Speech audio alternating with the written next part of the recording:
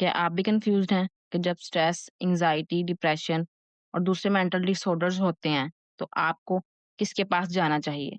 और जब ये आप गूगल पर रिसर्च करते हैं, तो आपके पास 2 लफ्ज़, एक साइकोलॉजिस्ट और दूसरा साइकियाट्रिस्ट का आता है।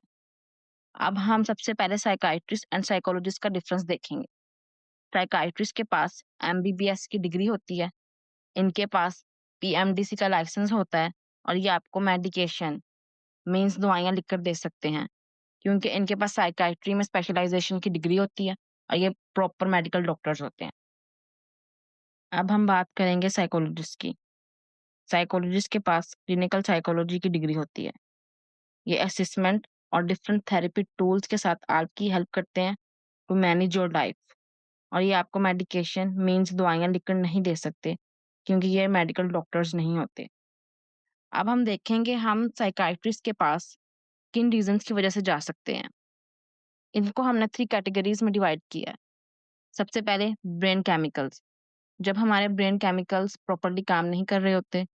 दूसरा साइकोटिक डिसऑर्डर्स, जिसमें एडीएचडी, ऑटिज्म, बाइपोलर, शिज़ोफ्रेनिया शामिल हैं। तीसरा इज़ मेडिकेशन। ये बात हमेशा याद रखिएगा कि साइकोटिक डिसऑर्डर्स को हम मेडिकेशन की हेल्प के थ्रू ही मैनेज कर सकते हैं, इसलिए साइकियाट्रिस्ट के पास जाना बहुत ज़रूरी है। अब हम देखेंगे कि साइकोलॉजिस्ट के पास हमें कब जाना चाहिए। इसको भी हमने मेजर 3 कैटेगरीज़ में डिवाइड किया है।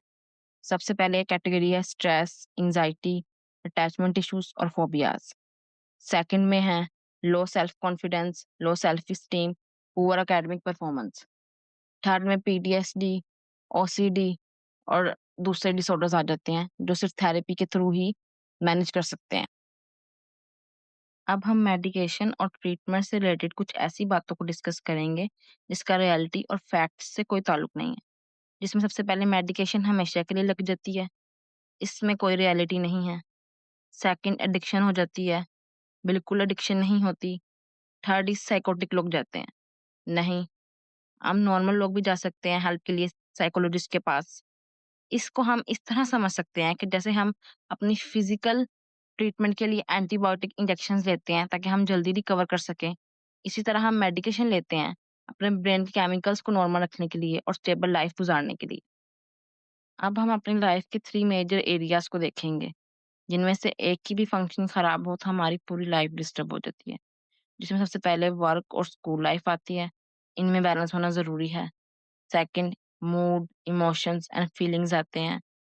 Third eating habits, hygiene, sleep, low और हाई एनर्जी आती है। इनमें से कोई भी अगर फंक्शनिंग ठीक ना हो तो आपको साइकोलॉजिस्ट या थेरेपिस्ट से राब्ता करने की ज़रूरत है। अब हम इस वीडियो का last and important part discuss करेंगे जिसमें साइकोलॉजिस्ट और साइकियाट्रिस्ट दोनों मिलकर काम करते हैं क्लाइंट की भलाई के लिए। इसमें मेडिकेशन और therapy hand in hand work करती है। समटाइम थेरेपी मेडिकेशन के बगैर वर्क नहीं कर रही होती और समटाइम्स मेडिकेशन खाली वर्क नहीं करती, इसमें थेरेपी की भी ज़रूरत पड़ती है। Last but not least, lifestyle changes भी बहुत इंपॉर्टेंट है क्लाइंट के लिए, जिसमें उसकी हैबिट्स, एक्सरसाइज, एक्टिविटीज़ वगैरह शामिल हैं। Thank you for watching this video. Like and subscribe for more educational and informational content.